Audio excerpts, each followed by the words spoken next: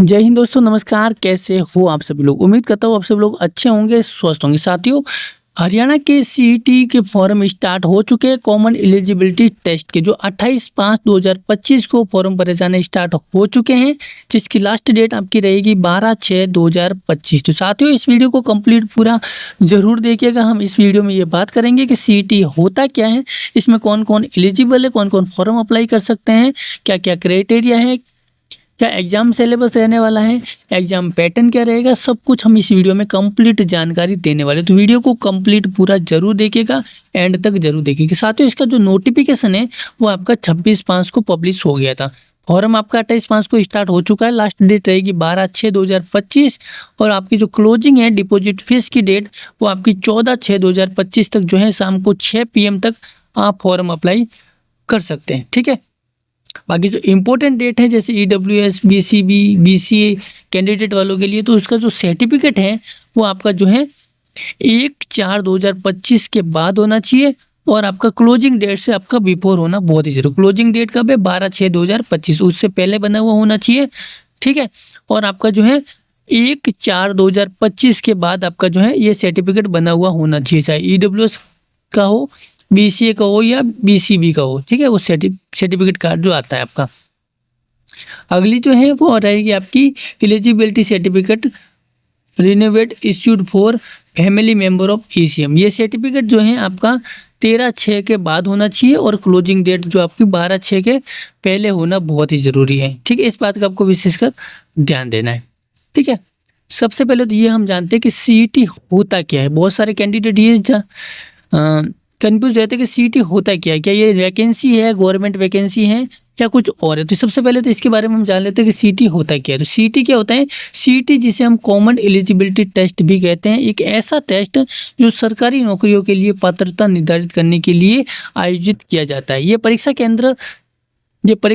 केंद्र सरकार और राज्य सरकार द्वारा विभिन्न गैर राजपत्रित पदों के लिए आयोजित किया जाता है। सीईटी परीक्षा का मुख्य उद्देश्य विभिन्न सरकारी नौकरियों के लिए एक ही प्रारंभिक परीक्षा आयोजित करके परीक्षाओं की संख्या को कम करता है, जिससे उम्मीदवारों को बार बार अलग अलग परीक्षा देने की आवश्यकता नहीं होती। ठीक है जी। और सीईटी परीक्षा में सफलता प्राप्त करने के बाद उम्मीदवार विभिन्न सरकारी नौकरियों के लिए पात्र हो जाते हैं और इस परीक्षा को पास करने के बाद उम्मीदवारों को सरकारी नौकरियों में आवेदन करने का एक बेहतरीन मौका मिलता है। इसको शॉर्टकट में हम समझे तो सीईटी एक जो है सरकारी नौकरी पाने का सबसे फर्स्ट कदम है। जैसे कि बहुत सारे होते हैं वो डायरेक्टली एग्जाम होते हैं, जैसे पुलिस के हो, कांस्टेबल को हो, है ना, SSC के हो, जो भी आपके रेलवे के हो, बहुत सारे एग्जाम जो है डायरेक्ट आपके गवर्नमेंट वैकेंसी निकाली जाती है। लेकिन कुछ वैकेंसी ऐसी होती हैं जो सीईटी के फॉर्म के आधार पर वैकेंसी निकाली जाती है। सीईटी ये होता है कि इससे तो एक तो आपका जो है जो सीईटी को जो क्वालिफाइड होता है वही जो है उसको नौकरी को पा सकता है। बहुत सारी वैकेंसी ऐसी निकलती है। दूसरी बात जो है गवर्नमेंट ने एक और नया तरीका निकाला, जिससे क्या होगा कि जो सीईटी कैंडिडेट क्वालिफाई होंगे वही एग्जाम को जो है पास आउट कर पाएंगे, सरकारी नौकरी पा सकते हैं। उससे क्या होगा, एक तो फॉर्म बहुत कम भरे जाएंगे, बहुत कम कैंडिडेट इसके लिए ज्वाइन हो पाएंगे, क्योंकि ज़्यादा जो है भसड़ इसमें नहीं फैलेगी। क्योंकि बहुत सारे कैंडिडेट जो है सीईटी का एग्जाम दे ही नहीं पाते हैं, वो समझ ही नहीं पाते सीईटी होता क्या है, और नौकरी जो है वैकेंसी भी निकल जाती है और वो फॉर्म भी नहीं भर पाते। तो विशेषकर सीईटी अनिवार्य है। ठीक है, इस बात का विशेषकर आपको ध्यान रखना है। आप देख सकते हैं ये नोटिस भी है गवर्नमेंट की तरफ से। मुख्यमंत्री जो हरियाणा के हैं, हरियाणा सरकार ने सीईटी पॉलिसी में किया संशोधन। अब 10 गुना सीईटी पास उम्मीदवारों को किया जाएगा शॉर्ट लिस्टेड। ठीक है, चलिए तो अब हम जानते हैं इसकी फॉर्म फीस के बारे में। तो इसकी फॉर्म फीस की बात करें तो इसमें जनरल मेल कैटेगरी वाले को 500 रुपये लगने वाले हैं, SC BC EWS वाले के लिए 250 रुपये, ECM ऑल फीमेल कैटेगरी वालों के लिए 250 रुपये लगने वाले। विदाउट PPP जो आधार कार्ड है, ठीक है, जिनके पास आधार कार्ड नहीं है उनके लिए क्या होगा, आपके जनरल वालों को 1000 रुपये लगेंगे, SC BC EWS वाले के 500 रुपये और ऑल फीमेल कैटेगरी वालों के लिए जो है 500 रुपये फीस आपकी लगने वाली है। ठीक है, इसलिए आधार कार्ड होना बहुत ही ज़्यादा अनिवार्य है। एज लिमिट आपकी नॉर्मल एज की बात करें तो 18 से लेकर 42 साल तक आपकी जो है उम्र होनी बहुत ही ज़रूरी है। ठीक है, बाकी SC ST OBC वालों के लिए जो है अलग से आरक्षण के हिसाब से छूट भी दे रखी है। सिलेक्शन प्रोसेस की हम बात करें तो सबसे पहले बताना चाहूँगा, इसमें सिंगल एग्जाम आपका होने वाला है जो आपको क्वालिफाई करना होता है, क्योंकि इसकी कोई मेरिट लिस्ट नहीं है, ना ही ये कोई गवर्नमेंट नौकरी है। सिर्फ आपको सर्टिफिकेट लेना है, रजिस्ट्रेशन सर्टिफिकेट, जिसमें आपका क्वालिफाई होना अनिवार्य है। चलिए आगे बात करेंगे कि भाई क्वालिफाई होने के लिए कितने अंक लाने पड़ते हैं। ठीक है, इसमें क्या सबसे पहले रिटन एग्जाम होगा, सिंगल एग्जाम, डॉक्यूमेंट वेरिफिकेशन और मेडिकल टेस्ट होने के बाद आपका जो है रिजल्ट आ जाएगा।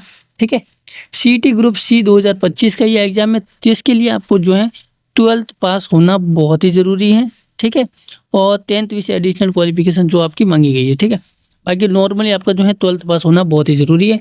जिसकी एग्जाम रिटन एग्जाम पैटर्न की हम बात करें तो इसमें जो है 100 क्वेश्चन टोटल आपसे पूछा जाएगा।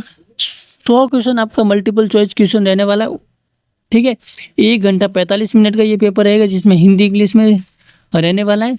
जिसमें आपका क्या रहेगा, 100 क्वेश्चन आपके ऐसे रहेंगे, यदि आप ब्लैंक क्वेश्चन छोड़ देते हैं तो उसका 1 अंक आपका काट दिया जाएगा। यदि आप क्वेश्चन अटेम्प्ट नहीं करना चाहते हैं तो इसका जो 5वां ऑप्शन होता है, 5वां सर्कल, वो आपको फिल्ड करना है, उसके ऊपर आपको टिक मार्क करना। कोई भी क्वेश्चन जो है आपको छोड़ना नहीं है। ठीक है, नहीं आता तो आप 5वें जो है ऑप्शन पे आप टिक मार्क कर सकते हैं। उससे क्या होगा, 1 नंबर आपका फालतू नहीं कटेगा। ठीक है, अब इसमें क्वालिफाई मार्क्स के लिए हम बात करें तो जनरल कैटेगरी वाले को जो है 50% नंबर लाना अनिवार्य है। ठीक है, आधे नंबर आप लाएंगे तो क्वालिफाई है। ठीक है, बाकी जो रिजर्व्ड कैटेगरी उनके लिए 40% नंबर लाने पड़ेंगे, जो SC/ST कैटेगरी में आते हैं तो, है ना।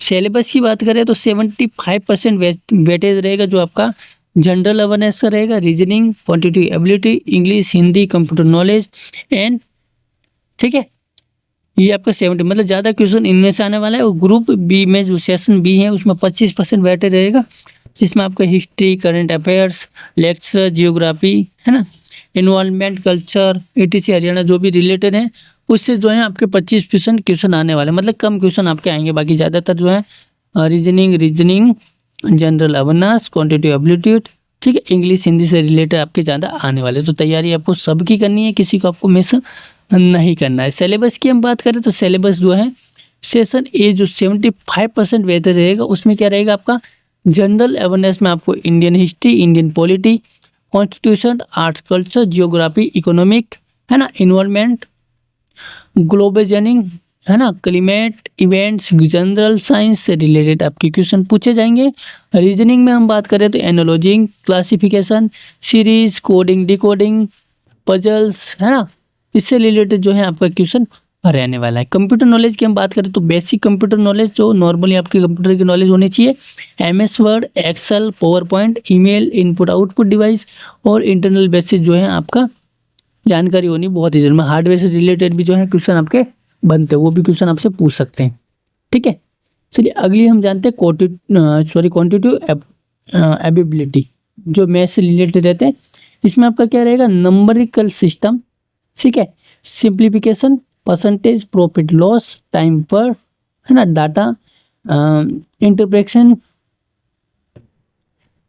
रेडियोस और एंट्री से रिलेटेड जो है आपके क्वेश्चन रहने वाले हैं। इंग्लिश लैंग्वेज की हम बात करें तो कंप्लीटेशन जो पैराग्राफ होता है, ग्रामर्स, वोकेबुलरी, साइनम, एंथोनम, सेंटेंस जो है करेक्शन से रिलेटेड जो है आपका क्वेश्चन रहेगा।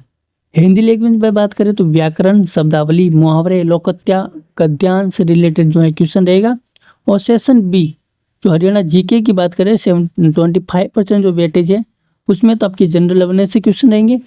ठीक है, हिस्ट्री, लिटरेचर, है ना, lecturer, geography, economy, civils, polity, art, culture से रिलेटेड जो है आपके क्वेश्चन बनते हैं, तो इसलिए विशेषकर आपको ध्यान रखना है।